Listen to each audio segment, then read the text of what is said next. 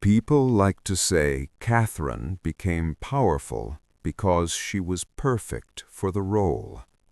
Perfect composure, perfect smile, perfect wave from the perfect palace window. The kind of woman who walked into one of the most watched institutions on earth and simply belonged, like the crown had been waiting, like history had carved out the exact shape of her, and she had arrived to fill it without a single visible seam. That story is everywhere. It is also the story that powerful systems tell about the people who serve them best. Because here is what nobody says out loud in the dinner tables, in the palace corridors, in the briefing rooms where the monarchy's image is managed with the precision of a military operation. Perfection does not build power. Perfection is the costume that power wears when it needs to move through a room without being stopped. Hi, viewers. Here is the question burning at the center of everything you are about to watch. If Catherine was truly just playing the role she was given, why does the monarchy now look so much like her? Think about that. Subscribe and drop your answer in the comments. Seriously. Because the woman in that image, dark hair, quiet eyes, a smile that gives you exactly what it intends to give and nothing more, is not simply performing composure, she is wielding it. And there is a difference between a woman who fits a system and a woman who, over 15 years of relentless public pressure, slowly learns to move the system itself. The day that difference became visible, it was already too late for anyone inside the institution to reverse it. It was 2024. Catherine, Princess of Wales, sits in front of a camera. No palace spokesperson, no formal press statement read by a communications director in a dark suit. Just her, direct to lens, her voice measured and clear, telling the world she has cancer, telling the world herself, on her own terms, in her own timing, through her own words. The palace had never done anything like it before.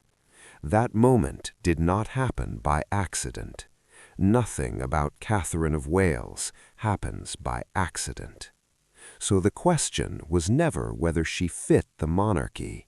The question, the one this story is going to make you sit with, is whether she quietly, patiently, and with extraordinary precision learned to reshape it from the inside, while everyone was still busy deciding whether she was worthy of it. Strategy does not always announce itself. Sometimes it looks exactly like a smile.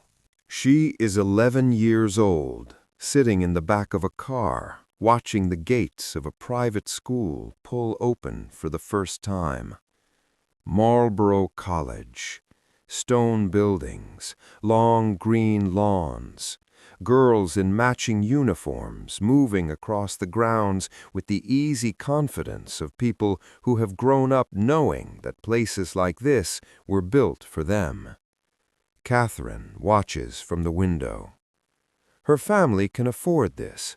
Her parents built a business from scratch, a party supply company, started in a spare bedroom, scaled into something real, something that paid school fees and bought a house with a garden, and gave 3 children a proximity to the kind of life that certain families in England inherit without thinking about it. Proximity. That word matters more than any other word in this story, because there is a particular education that comes from growing up close to elite spaces without being born into them.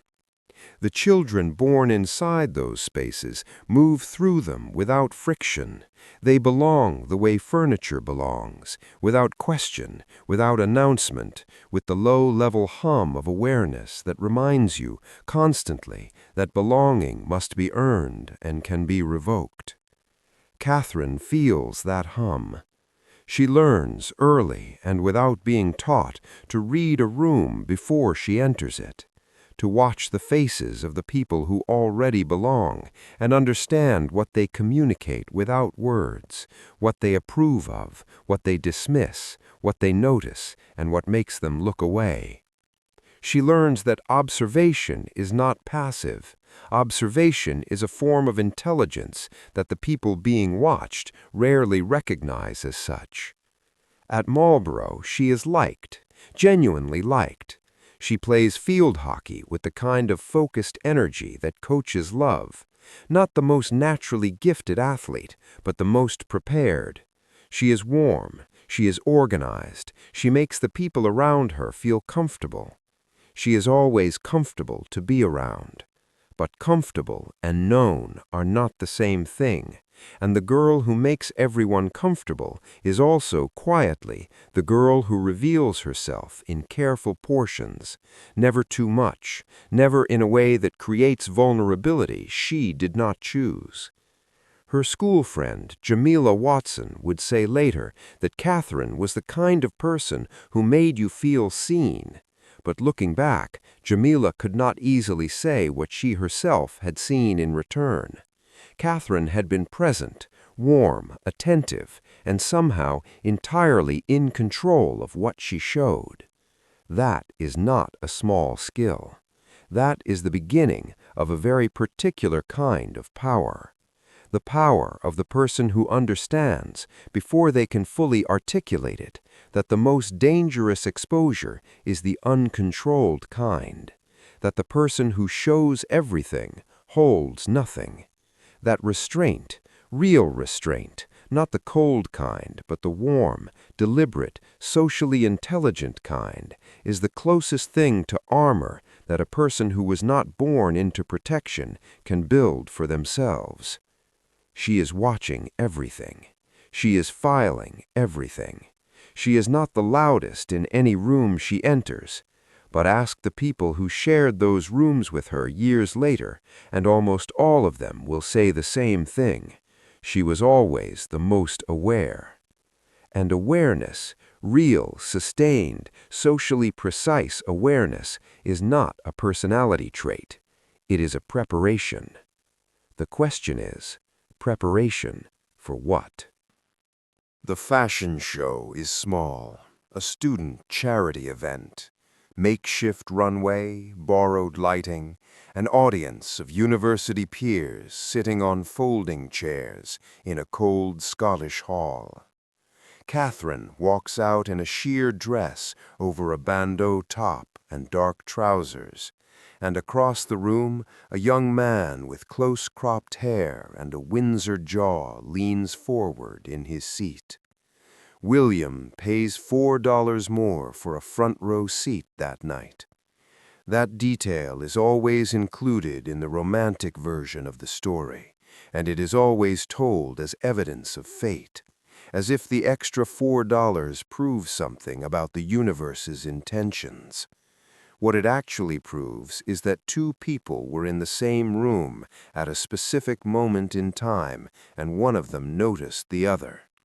That is how most consequential things begin, not with fate, with proximity, attention, and what a person decides to do with both. They become friends first, then something more. The relationship develops slowly, carefully at a university that offers more privacy than any other chapter of William's life would. St. Andrews keeps the cameras at a distance. The world suspects but cannot confirm.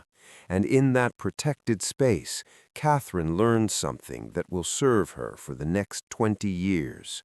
She learns him, not the prince, the person, the man who is funny in private and guarded in public, the man who carries beneath the easy Windsor confidence a grief that never fully closed, a mother's death when he was 15, playing out in front of a global audience, the loss processed in the full exposure of international mourning before he was old enough to understand what any of it meant. She learns how to be with that.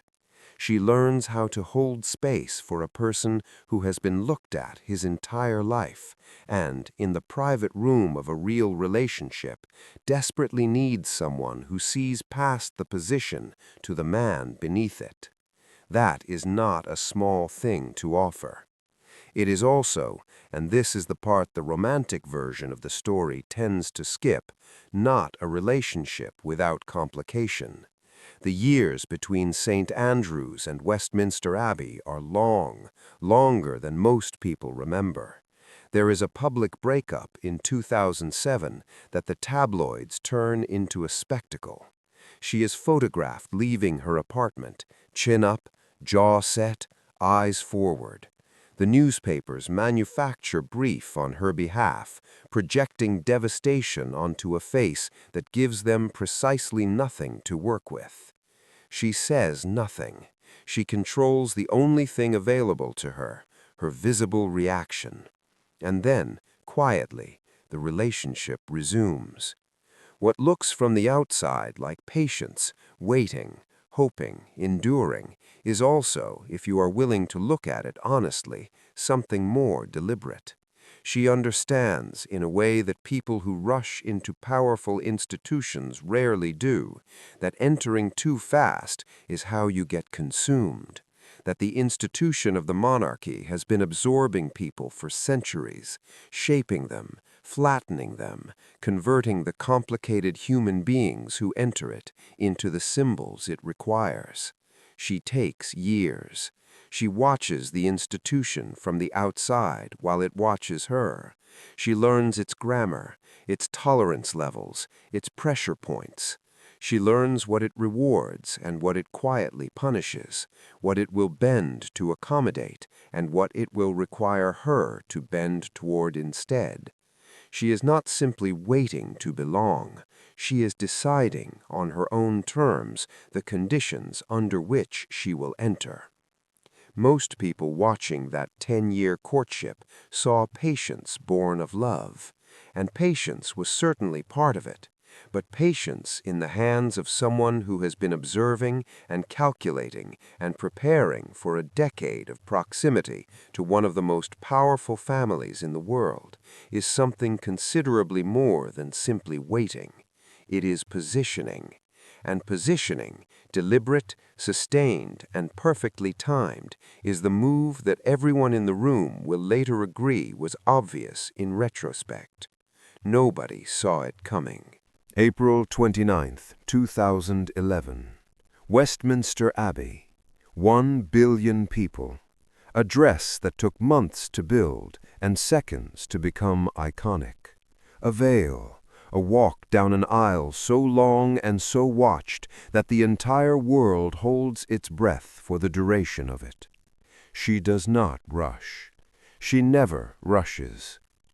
The footage shows a woman walking toward the altar with the kind of composure that people in the crowd outside, pressed against the barriers in the cold London morning, will describe later as grace, as ease, as someone who was born for exactly this moment.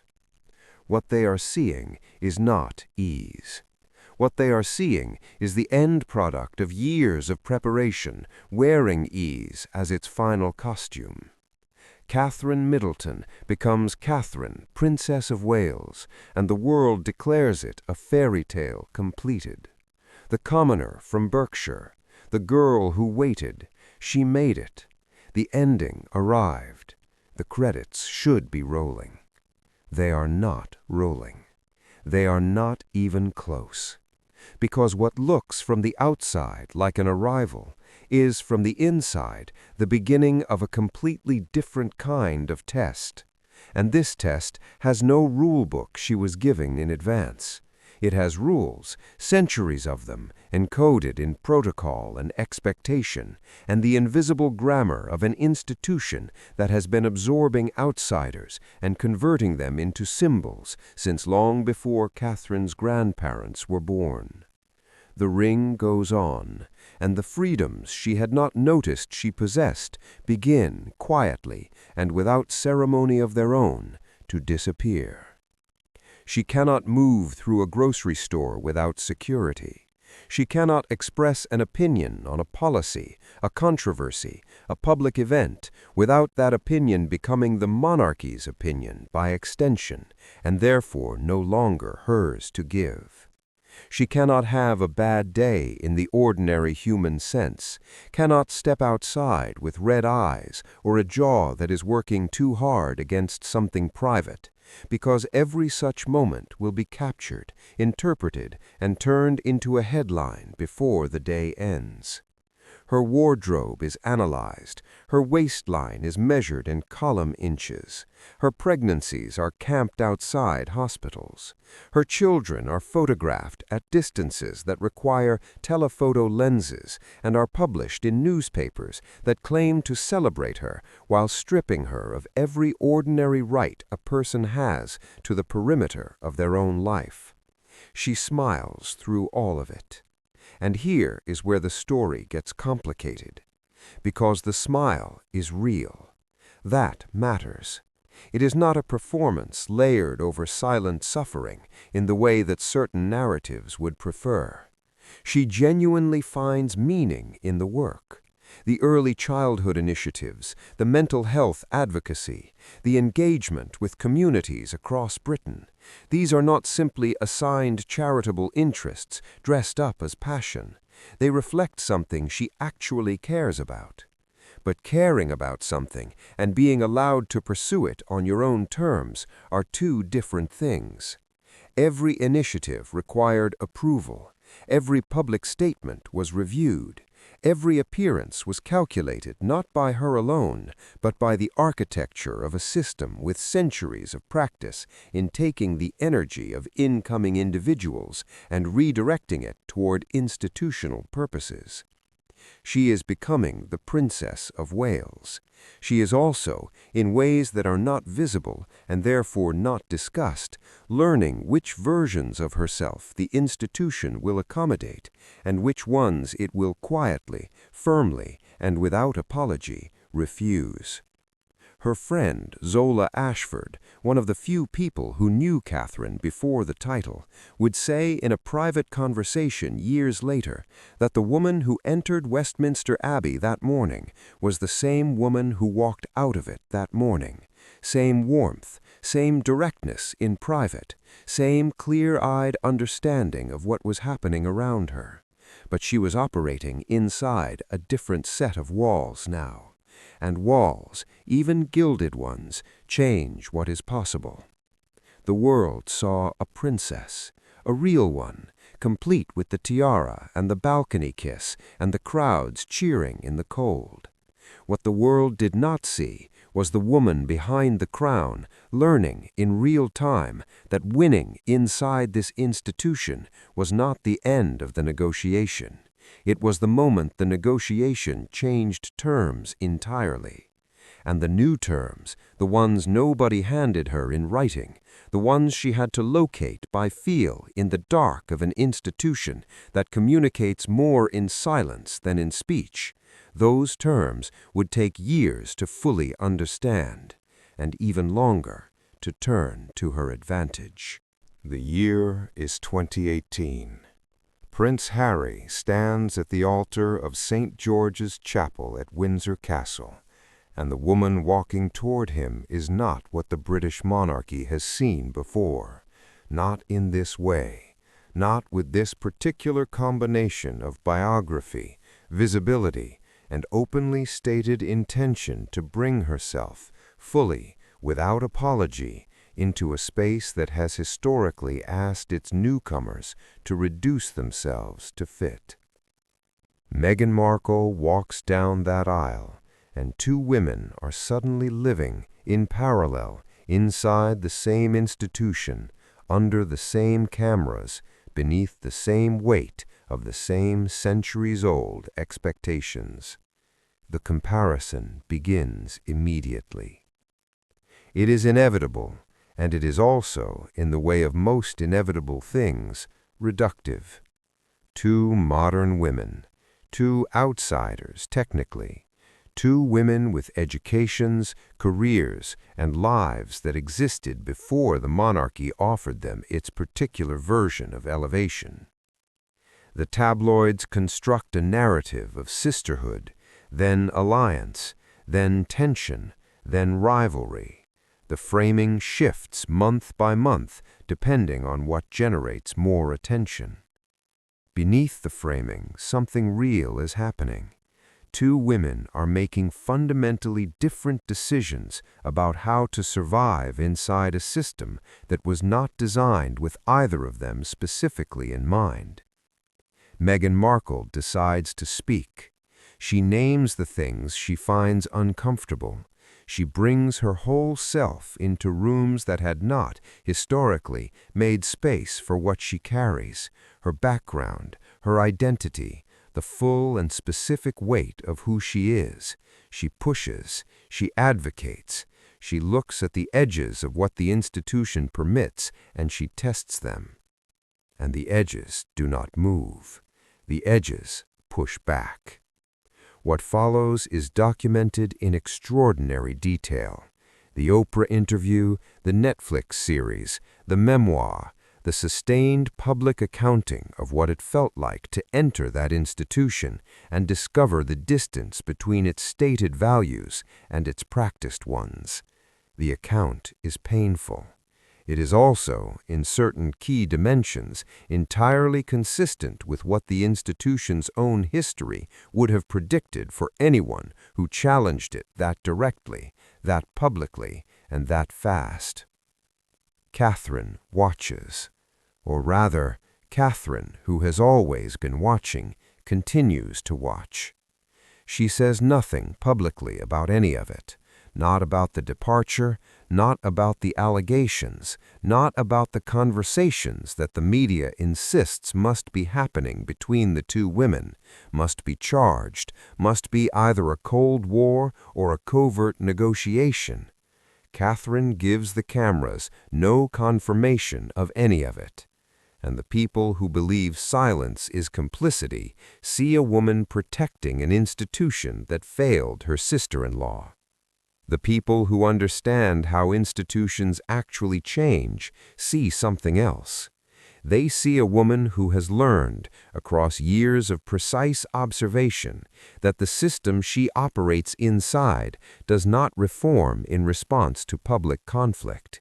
It calcifies, it closes, it waits out the pressure, and then reasserts itself the moment the noise level drops. The only way to change it, if it can be changed at all, is from within, slowly, over time, with enough accumulated credibility that when the pressure is applied, it is applied from a position the institution cannot dismiss or expel. Meghan Markle's method was braver in the immediate sense, more visible, more honest about the cost, more willing to absorb the institutional punishment for naming what others preferred to leave unnamed. Catherine's method was quieter, more patient, more willing to absorb a different kind of cost, the cost of staying inside a system she knew was imperfect and working within its constraints toward changes it would only accept if they arrived slowly enough not to feel like a threat. Neither method is clean. Neither woman emerges from this chapter without something lost. One chose disruption and paid the price the institution extracts from those who challenge it openly. The other chose something that looked, in those years of tabloid theater and public comparison, like caution. But here is what nobody was saying in 2018. Here is what almost nobody had the patience to track. Catherine was not simply surviving the comparison, she was learning from it. watching exactly how the institution responded to the kind of challenge that Meghan represented, measuring the resistance, understanding the pressure points, filing away with the same quiet precision she had been applying since a cold night watching the gates of a private school open for the first time, filing away every piece of information about what the monarchy would and would not accept. And the question that this raises, the one that changes everything about how you understand the decade that follows, is whether what looked like a woman standing still was actually a woman choosing, with extraordinary care, exactly where to stand before she moved. The letter arrives at a royal communications office on a Tuesday morning, unsigned, typed on plain paper, and it says something that nobody inside the palace is willing to repeat publicly. It says, "Catherine is invisible." Not in those exact words. The language is more careful than that, more institutional. But the message underneath the careful language is direct. For a woman with her platform, her access, her proximity to the future of the British monarchy, the silence is becoming a problem. There are conversations happening across the country about race, about inequality, about the relevance of inherited power in a modern democracy, and the woman who will one day stand beside the King of England has nothing visible to say about any of them. The letter is not wrong. And it is also, in the most important sense, completely missing the point. Because the people who wrote it are measuring Catherine by the standards of a different kind of power, the loud kind, the kind that shows up in headlines and trending topics and sound bites that get clipped and shared and turned into profile pictures by people who agree with them. The kind of power that announces itself constantly, because announcement is the only way it knows how to confirm its own existence. Catherine is not operating in that register. She never has been. Watch the specific choices she makes during this period, not the absence of choices, the specific ones. The Early Childhood Development Initiative she has been building since 2015 is not a charity photo opportunity. It is a multi-year research and advocacy project developed in partnership with leading developmental psychologists, designed to shift how British institutions think about the first 5 years of a child's life. The work is dense. It is evidence-based. It moves slowly because the systems it is trying to influence, health services, education policy, community support structures, move slowly. It does not generate the kind of immediate attention that a public statement on a trending controversy would generate. It generates something more durable. Her communications director, a sharp and carefully chosen woman named Desiree Fontaine, understands what most outside observers miss. Desiree has watched Catherine work a room at a community visit in Birmingham, watched her sit on the floor of a children's center with a 2-year-old named Marcus, and spend 40 minutes actually listening to his mother talk about the support she cannot access, the waiting lists, the system that keeps telling her to be patient while her child is in the exact developmental window that cannot be recovered if it is lost. Catherine does not photograph that exchange. She does not post it. She takes the information it contains back into the work and uses it to build something that will actually change the condition that Marcus's mother described. That is not silence. That is a different frequency of speech entirely. The critics who call it passivity are listening for the wrong signal. In high-stakes institutional environments, the person who reacts to every controversy is the person the controversy controls. Reaction signals that the outside world has the power to pull you off your position on its timing. The person who waits, who decides when to speak and when the moment has not yet arrived, is the person who maintains narrative authority over their own story. Catherine has maintained that authority across 15 years of a media environment specifically designed to strip it from her. There is nothing passive about that.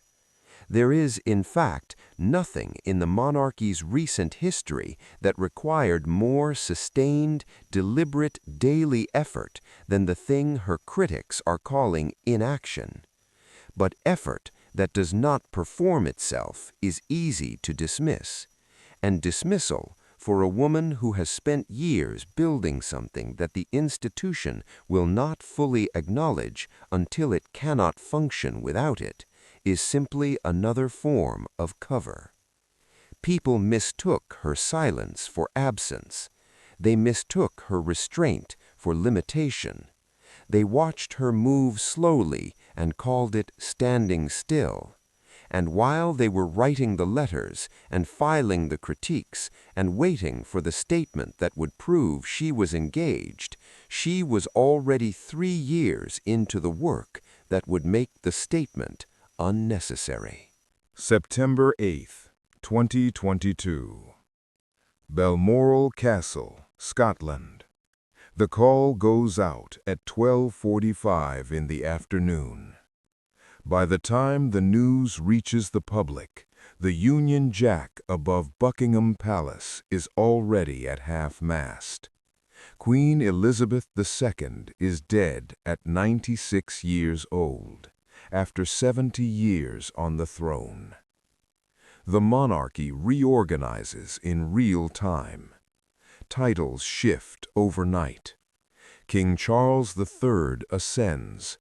Prince William becomes the Prince of Wales, and Catherine, the girl from Berkshire who watched the gates of Marlborough College open for the first time from the back seat of a car, becomes the Princess of Wales, heir to a title that belongs to the woman who stood beside William when he was 15 years old and the world watched his mother's coffin move through the streets of London. The weight of that title is not ceremonial. It is historical. It is personal. And it lands on Catherine's shoulders at the exact moment when the monarchy needs something it has not clearly had since Diana, a woman at its center whom the public will follow not out of obligation, but out of genuine emotional connection. The institution feels the shift before it can articulate it. Darnell O'Coffer, a longtime royal correspondent who has covered the palace for 18 years, describes the months following the Queen's death as a recalibration. The monarchy had spent decades organized around one fixed point: Elizabeth, her presence, her continuity, the gravitational pull of a woman who had been on the throne for longer than most of her subjects had been alive. When that fixed point disappears, everything in the orbit has to find a new center. The center, Darnell says, moved faster than anyone expected, and it moved toward Catherine. Not because anyone declared it, not because a decision was made in a meeting and recorded in minutes. It moved toward her because she was the person in the institution who had spent the longest time building the specific qualities that a monarchy in transition desperately needs: public trust, emotional accessibility, and a track record of genuine engagement with real issues that real people actually experience. Her early childhood work begins to be cited in government briefings in ways it had not been cited before. The mental health advocacy, developed over years without the sharp edges of political controversy, has accumulated a credibility that policymakers respect because it was never obviously seeking their approval. The institution is starting to move in her direction, not following orders, not fulfilling a directive, mirroring. There is a difference. Following orders means the authority is external. Mirroring means the person being mirrored has become the reference point, the standard against which the institution measures its own behavior. It is a form of influence that is almost impossible to achieve quickly, because it requires the institution to arrive at its own conclusion that this person represents something worth aligning with. It cannot be forced. It can only be earned.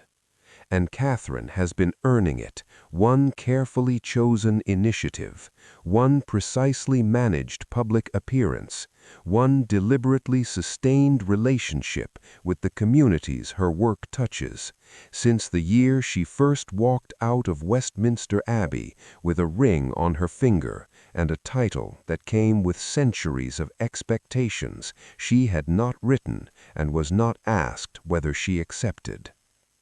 Courtney Ellington, a policy analyst who tracks royal influence on public health investment, puts a number on it. She calculates that between 2015 and 2023, Catherine's early childhood initiative has been directly referenced in 11 separate government reviews and has contributed to measurable shifts in how early years support is framed in 3 separate departments of the British government. 11 reviews, 3 departments. No press conferences claiming credit. No social media campaign announcing the wins. Just the slow, compounding accumulation of actual institutional change, the kind that most people will never connect back to a princess who sat on the floor of a children's center in Birmingham and listened to a mother describe a waiting list. No announcement was made when power shifted. There was no ceremony for it, no balcony moment, no official photograph that the press agreed was the one that captured the exact second when the balance changed. But it changed. And the people inside the institution who were paying attention, the ones who understood what they were watching, felt it the way you feel a room change temperature before you can see the reason why. Power had been moving in her direction for years. The Queen's death did not create that movement. It simply removed the ceiling. March 22nd, 2024. The video is filmed in a garden. Behind her, soft early spring light filters through bare branches. She is dressed simply. Her hair is down, and she is sitting in front of a camera with no palace intermediary, no communications buffer, no official statement printed in blue royal ink and distributed through the formal channels that the institution uses to put distance between itself and its own humanity. She speaks directly. She has cancer. She has been undergoing chemotherapy. She is telling the world herself, in her own words, on her own timing, through her own chosen frame. The palace has not done this before. Not like this. Not with this degree of personal directness, this level of visible vulnerability, this deliberate dismantling of the managed distance that the monarchy has maintained between its public face and its private reality, for as long as anyone in the institution can remember. Tavita Brennan, a media analyst who has spent a decade studying royal communication strategy, watches the video go live and sits back in his chair and says nothing for a full 60 seconds. Then he says, "That just rewrote the protocol." He is right. But he is also, without realizing it, describing the culmination of something that did not begin in a garden in March of 2024. It began in a communications philosophy that Catherine has been developing, quietly, incrementally, without announcing what she was doing, since the first years of her public life. The philosophy is not complicated. It is, in fact, remarkably simple. It holds that the public's trust in the monarchy is not secured by the performance of perfection. It is secured by evidence of genuine humanity. That sounds obvious. It is not obvious. Not inside an institution that spent centuries building its authority on the appearance of being above ordinary human experience. Not inside a family that has, within living memory, managed personal crises through silence, denial, and the deployment of legal teams. The decision to make that video, to sit in a garden and speak plainly about illness and fear and recovery, is not a small decision.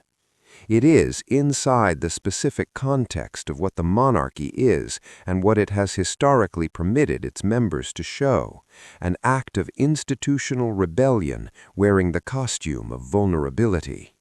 And it works. The public response is immediate and overwhelming. Not the transactional sympathy that a formal press statement generates, the polite expressions of concern that pass through the news cycle in 24 hours and leave nothing behind. What the video generates is something more durable, something closer to genuine emotional connection between a woman and the millions of people watching her who have sat in their own versions of that chair, waiting for their own versions of that diagnosis, finding their own words for something that resists easy description. Imani Delacroix, a 34-year-old nurse in Manchester, watches the video 3 times. She is 2 years out from her own cancer treatment. She calls her mother afterward and does not explain why she is crying. That is the reach. That is the specific, irreplaceable quality of influence that no palace communication strategy can manufacture, and no amount of carefully managed public appearances can replicate. But here is what the emotional response obscures if you let it.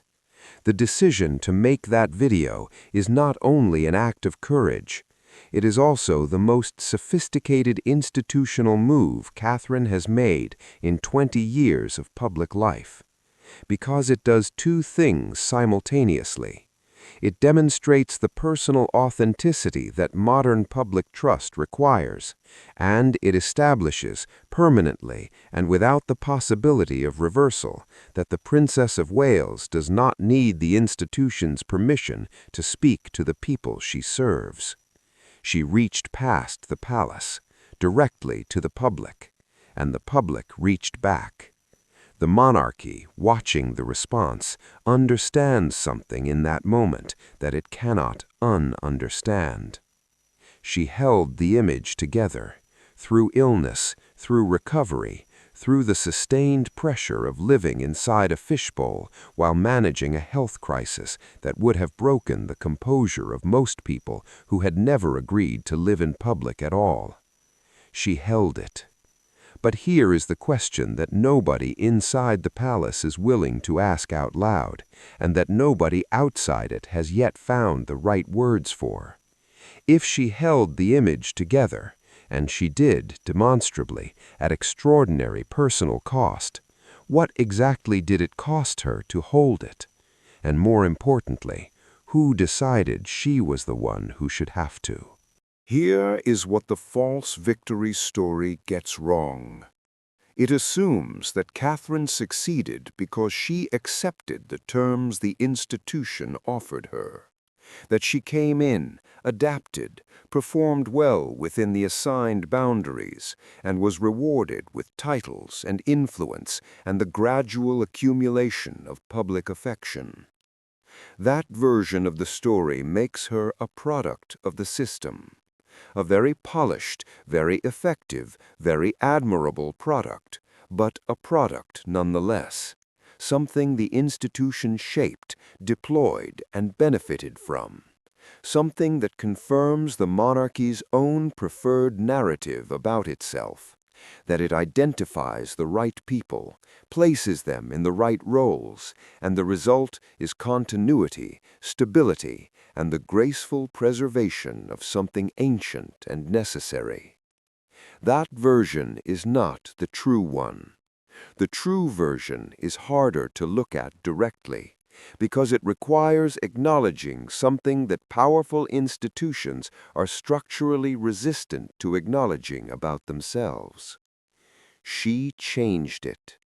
Not dramatically, not in the way that makes a headline or fills the first chapter of a history book, not with the kind of visible rupture that the people who wanted rapid transformation were demanding, and not on the timeline that anyone impatient with the pace of institutional change would have chosen. But she changed it. The early childhood work has reshaped how the monarchy engages with social policy.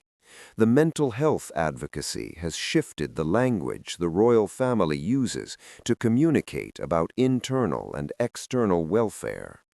The decision to speak directly to the public, in her own voice, on her own terms, about her own illness, has permanently altered what is considered acceptable and necessary in how the institution manages its relationship with the people it claims to serve.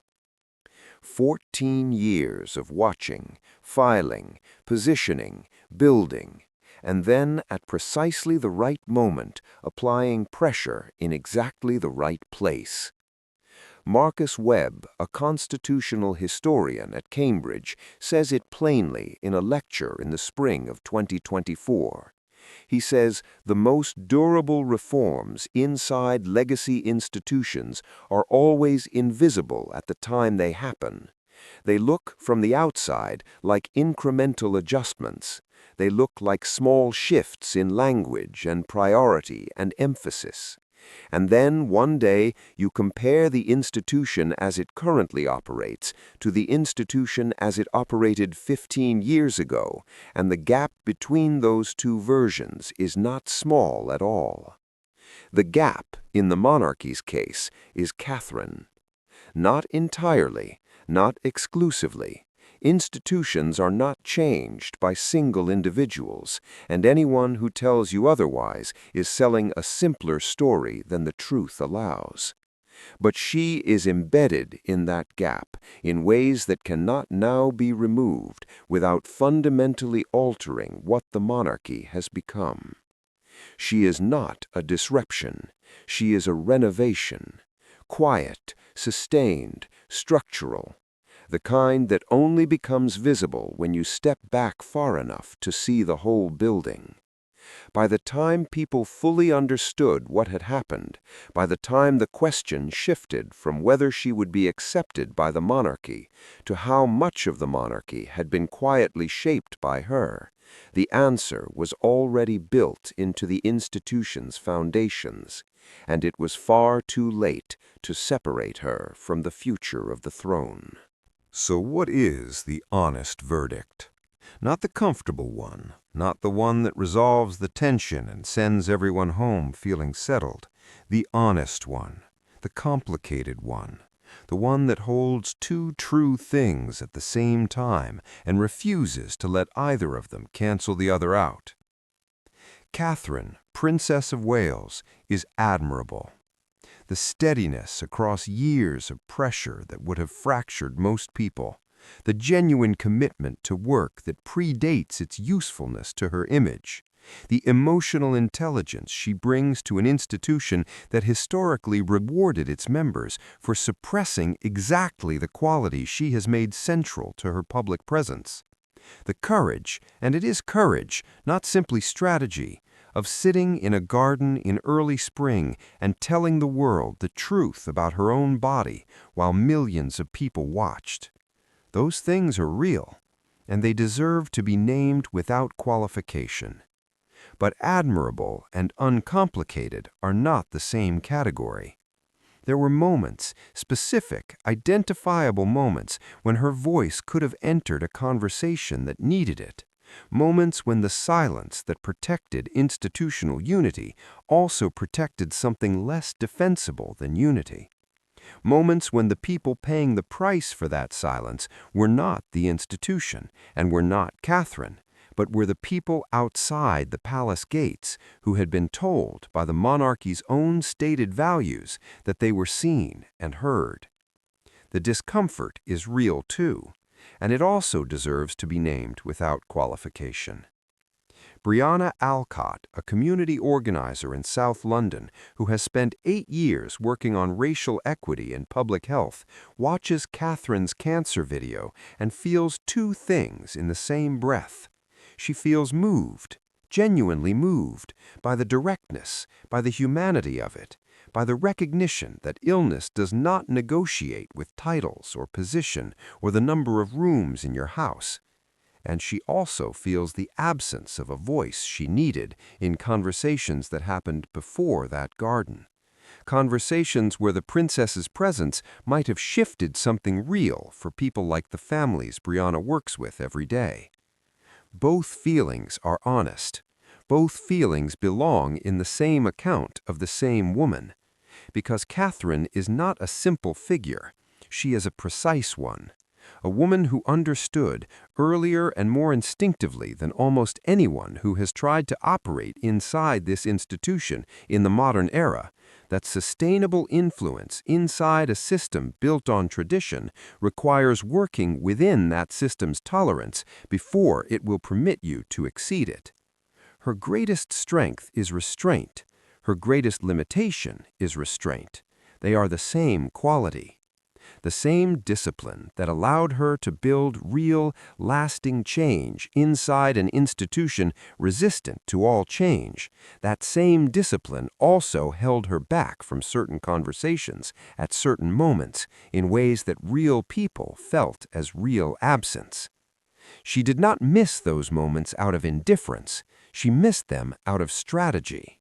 And whether strategy is sufficient justification depends entirely on which side of the palace gates you are standing on when you ask the question. That paradox does not resolve. It is not supposed to. The monarchy is not the same institution it was when a girl from Berkshire sat in the back of a car watching its gates open for the first time. It is quieter about its rigidity, more willing to engage with its own contradictions, more capable of speaking in a human voice when the moment requires it. Some of that is time, some of that is pressure, and some of it, a specific, measurable, historically embedded portion of it, is the work of a woman who decided very early that she would not be consumed by the institution she was entering. She would learn it. She would outlast the parts of it that needed outlasting, and she would shape it, slowly, precisely, and almost entirely without anyone noticing, into something that could carry the future she intended for it. She was never the loudest voice in the monarchy, not once, not in 20 years of standing at the center of one of the most watched families on earth, but she became the one it learned to listen to first. And in an institution where every word is weighed and every silence is a decision, that is not a small thing. That is everything. If this story made you see Catherine differently, if it raised a question you had not considered before, drop it in the comments below. This community is built on people who think past the headline, and your perspective belongs in this conversation. And if you know someone who dismisses her as simply the quiet one, the composed one, the one who just fit the role, share this with them.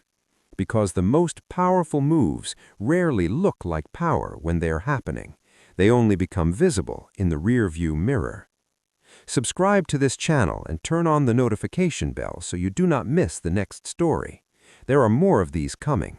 Stories about the people inside powerful institutions who moved quietly, built deliberately, and changed more than anyone gave them credit for while it was happening. Stories that will challenge what you thought you knew and give you something real to carry forward. The next one is coming sooner than you think. Do not miss it.